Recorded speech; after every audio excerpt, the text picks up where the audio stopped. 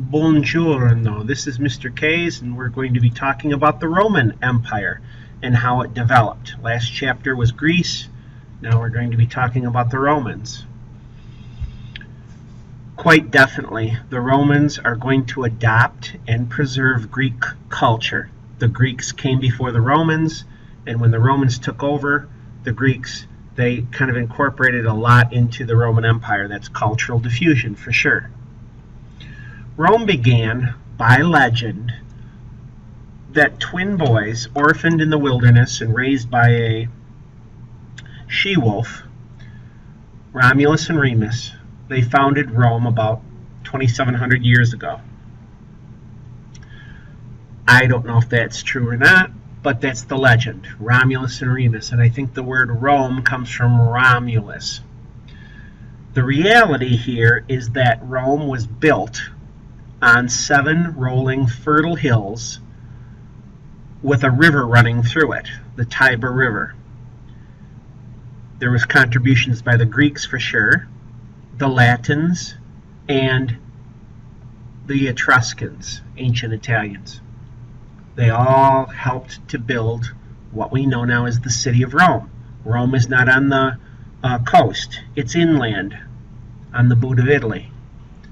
They adopted Greek religious tradition, and they renamed the gods. Zeus is the Greek god, chief of gods, but Jupiter would be the equivalent. Poseidon is the Greek god of the sea, but Neptune is the same god, just called by a different name. The early republic. Well, we're going to talk about what a republic is.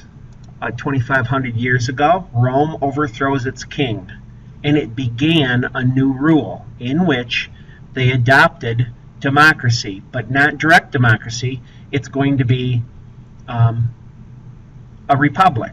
Now, a republic is made up of elected representatives. Way to remember it, REP Republic, REP representatives. The citizens did not rule directly, but indirectly through the people that they elected. Patricians were aristocratic landowners. They had wealth and it was in their land. They held most of the power, and they're going to elect people that are going to make laws for them. That's called the Senate.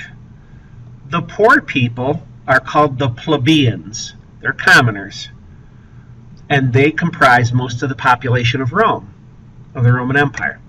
Merchants, artisans, and farmers. They could not serve in high government positions. The patricians had the Senate. The plebeians were given by the patricians their own lawmaking assembly. It was called tribunes. So they could elect their own. But in reality, they didn't have much power. The Senate dominated. It was so important that everybody knew the laws of the land that 12 tables, this law that was written down, was posted in the Forum, which is a lawmaking building. All free citizens had the right to protection of the law. It didn't matter if you were Roman or not. If you were a citizen of the empire, you were protected by law, and that was an advantage. You couldn't be thrown into jail without having your day in court. The early Rome was ruled by 2 consuls. They would be kind of like presidents. One directed the army, one directed the government, and they acted like kings, but they did have power limits. The Senate was that aristocratic assembly that made the laws. There were 300 members. They served for life, so they didn't have to worry about being voted out.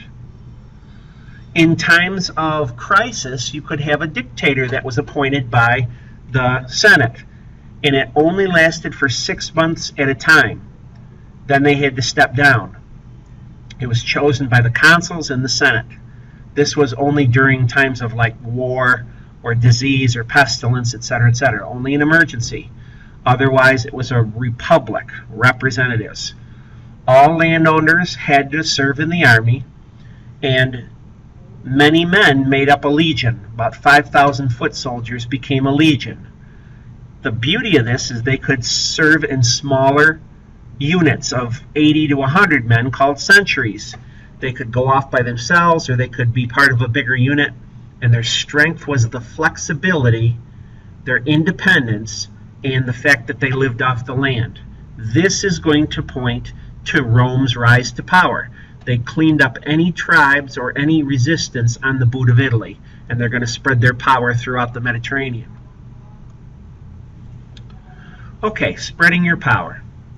2,200 years ago, Rome conquers the entire boot of Italy, and they're going to have different laws and treatment for conquered people.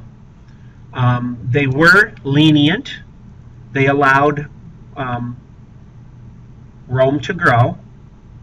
Lenient treatment of conquered people is going to allow Rome to grow and keep a long-lasting empire. Trade is going to be important on the land and on the sea. So they built roads, and then they had seagoing routes. And it brought a lot of wine and olive oil to Rome. Their rival is going to be Carthage. Carthage is on the northern tip of Africa, and they were an old Phoenician outpost. And they're going to rival Rome for influence. We will look at the Punic Wars the next time we meet and see who wins the war. Is it Carthage or is it Rome? Well, this is Mr. K's. This is 6.1a, and we'll see you down the road.